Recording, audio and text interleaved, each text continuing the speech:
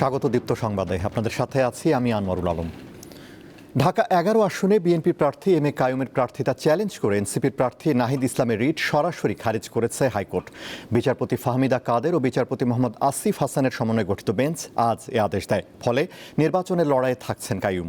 দ্বৈত নাগরিকত্ব ও তথ্য গোপনের অভিযোগে সোমবার বিএনপির এই প্রার্থীর বিরুদ্ধে রিটটি দায়ের করেন জাতীয় নাগরিক পার্টি এনসিপির আহ্বায়ক নাহিদ ইসলাম। চট্টগ্রাম 4 আসনে বিএনপির প্রার্থী আসলাম চৌধুরী নির্বাচনে অংশ নিতে পারবেন। আজ প্রধান বিচারপতি নেতৃত্বাধীন আপিল বিভাগ এ আদেশ দিয়েছে। তবে চলমান আপিল নিষ্পত্তি না হওয়া পর্যন্ত ওই আসনের চূড়ান্ত ফল প্রকাশ স্থগিত থাকবে বলে আদেশে বলা হয়েছে। এছাড়া চট্টগ্রাম 2 আসনে বিএনপির সরওয়ার আলমগীর ও শেরপুর 2 আসনে বিএনপির ফাহিম চৌধুরী নির্বাচন করতে বাধা নেই বলে আদেশ দিয়েছে আপিল বিভাগ। যারা রিটার্নিং কর্মকর্তা কর্তৃক মনোনয়ন বৈধ হয়েছেন, নির্বাচন কমিশনে তাদের বিরুদ্ধে প্রতিদ্বন্দ্বী জামাতের প্রার্থীরা নির্বাচন কমিশন তাদের মনোনয়ন বাতিল চেয়েছেন। তৎসত্ত্বেও নির্বাচন কমিশন উভয় পক্ষের কথা শুনে বক্তব্য শুনে তাদের আপিল নামঞ্জুর করেছেন। অর্থাৎ এ সকল বিএনপি প্রার্থীর প্রার্থিতা তারা বৈধ বলে ঘোষণা করেছেন। জামায়াতে ইসলামের আমির শফিকুর রহমান বলেছেন, এবারে নির্বাচন কোনো সাধারণ নির্বাচন নয়, এটি জাতির ভাগ্য দাঁড় করিয়ে দেওয়ার ভোট। আজ ময়মনসিংহ শহরের সার্কিট হাউস মাঠে নির্বাচনী জনসভায় তিনি কথা বলেন। শফিকুর রহমান দাবি করেন, দেশের মানুষ পরিবারতন্ত্র ও কোনো গোষ্ঠীর রাজনীতি দেখতে চায় না। জামায়াতে ইসলামী ক্ষমতায় গেলে পাচার হওয়া টাকা ফিরিয়ে আনা হবে। আবারও বললেন শফিকুর রহমান।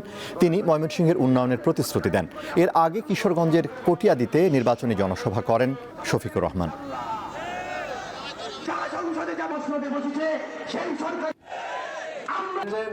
আমরা সবাইকে সময় দিতে গেলে অনেক সময় চলছে যে রাতের ভোট কায়েম করে আবার তারা বিবেক দিয়ে যেন কারো কোনো ক্ষতি না করি সেইটাকেই পরোয়া করি। তোমাদের ওই সমস্ত জিনিসের জবাব দেওয়ার সময়ও আমার নাই। আমরা জনগণকে নিয়ে কি স্বপ্ন দেখি, বাস্তবেই বা কি করেছি, সামনেই বা কি করব, এইটা বলারই সময় পাই নাই। তোমাদের ওই সমস্ত নোংরা জিনিসে পড়ে থাকার কোনো সময় আমাদের নাই।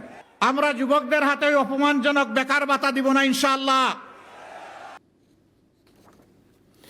বিএনপি চেয়ারম্যান তারেক রহমান 2 দশক পর কাল বরিশাল যাচ্ছেন। শহরের ঐতিহাসিক বেলস পার্ক মাঠে নির্বাচনী জনসভা করবেন তিনি। তারেক রহমানের সফর ঘিরে বিএনপির নেতাকর্মীরা উচ্ছ্বসিত। সমাবেশ সফল করতে চলছে শেষ মুহূর্তের প্রস্তুতি। জনসভায় বরিশাল বিভাগের 6 জেলার 21 আসনের প্রার্থীদের পরিচয় করিয়ে দেবেন তারেক রহমান। সবশেষ 2005 সালে তৃণমূল সম্মেলনে বরিশাল গিয়েছিলেন বিএনপির চেয়ারম্যান।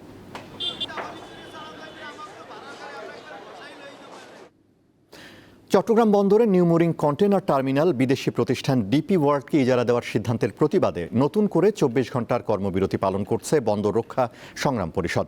আজ সকাল 8টা থেকে শুরু হওয়া এই কর্মসূচিতে অংশ নিয়েছেন শ্রমিক কর্মচারীরা। তাদের ডাকা টানা 4র্থ দিনের কর্মবিরতিতে চট্টগ্রাম বন্দরে সৃষ্টি হয়েছে অচলাবস্থা। আগের 3 দিন 8 ঘন্টা কর্মবিরতি থাকলেও আজ থেকে 24 ঘন্টা কর্মবিরতি চলছে। এর ফলে পণ্য পরিবহন কার্যক্রম ব্যাহত হচ্ছে এবং বন্দর ও বেসরকারি আইসিডিতে বাড়ছে কন্টেইনার জট। এতে ক্ষতির মুখে পড়ছেন ব্যবসায়ীরা। অপ্রীতিকর পরিস্থিতি এড়াতে বন্দরের একাধিক প্রবেশ মুখে অতিরিক্ত পুলিশ মোতায়েন করা হয়েছে।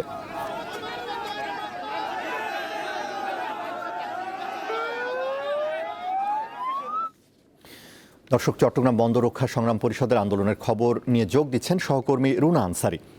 রুনা, বন্দর রক্ষা সংগ্রাম পরিষদের এই মুহূর্তের আন্দোলনের খবর আমাদের জানান।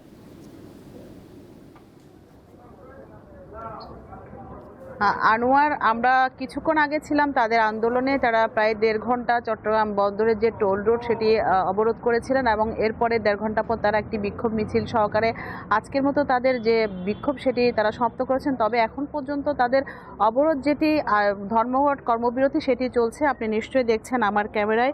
আমরা চট্টগ্রাম বন্দর 4 নম্বর গেটের ভিতরেই আছি, যেখানে পণ্য ওঠানামা করে, যেখান থেকে পণ্য ডেলিভারি যায় সেখানে আমরা আছি। এখানে দেখছেন, এখানে অন্যান্য সময় যেভাবে এখানে এখানকার কর্মচঞ্চল মানুষের সময় কাটে, এখানে পণ্য ডেলিভারি হয়, এখান থেকে কন্টেনার উঠানামা করে।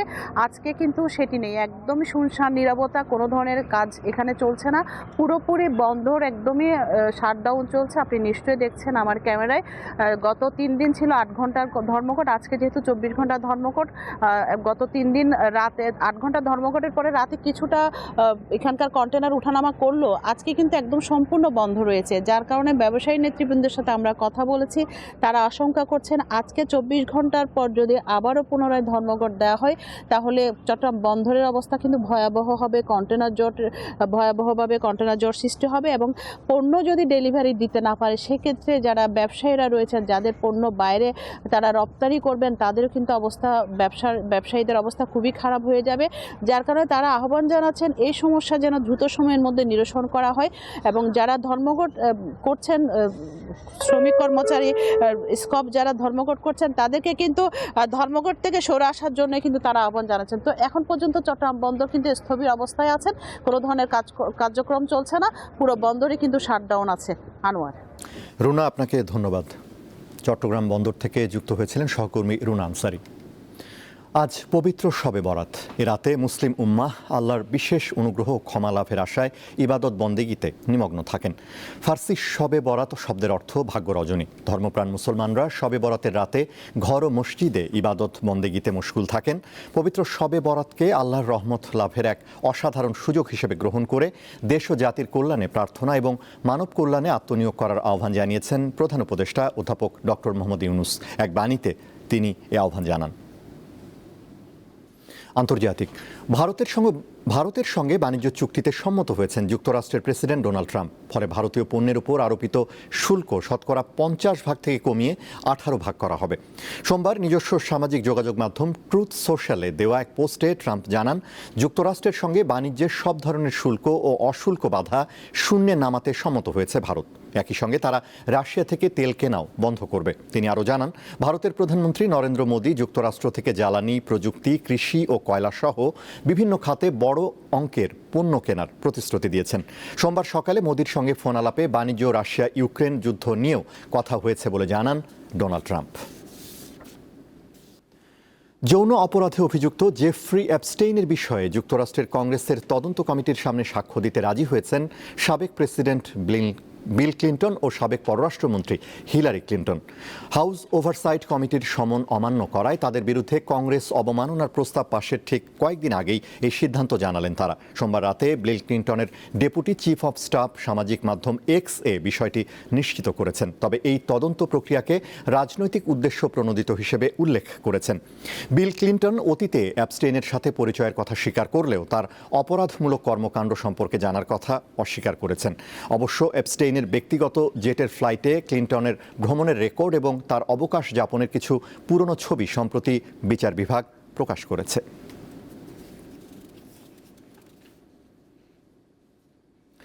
খেলার খবর।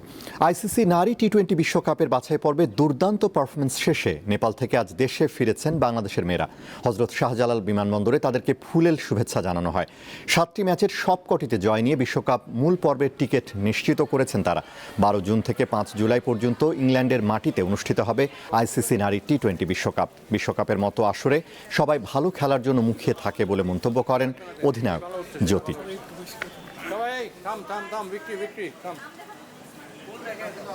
যাওয়ার আগে মাইন্ডসেটটা এমন ছিল যে না, আমরা শুধুমাত্র ওখানে কোয়ালিফাই না, আমরা যেন সেই টুর্নামেন্টে আসলে আনবিটেন থাকতে পারি।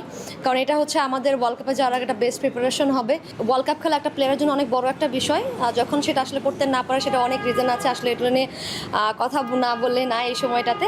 বাট অবশ্যই খারাপ লাগার বিষয়, অ্যাজ এ প্লেয়ার আমার খারাপ লেগেছে, আমি বলে পুরো দলের অনেকেরই খারাপ লেগেছে ডেফিনেটলি। বাট স্টিল যেটা আসলে এখন রিয়েলিস্টিক ওয়েতে যেটা হচ্ছে সেটা আসলে আমাদের মেনে নেওয়া ছাড়া কোনো কিছু নেই। আমার কাছে মনে হয় এখন ফিউচার নিয়ে চিন্তা করাটাই উচিত। এই ছিল এখনকার মতো। এছাড়া আরও তথ্য বিনোদনের খবর পেতে যুক্ত থাকুন দীপ্তর ডিজিটাল প্ল্যাটফর্মগুলোতে। ধন্যবাদ।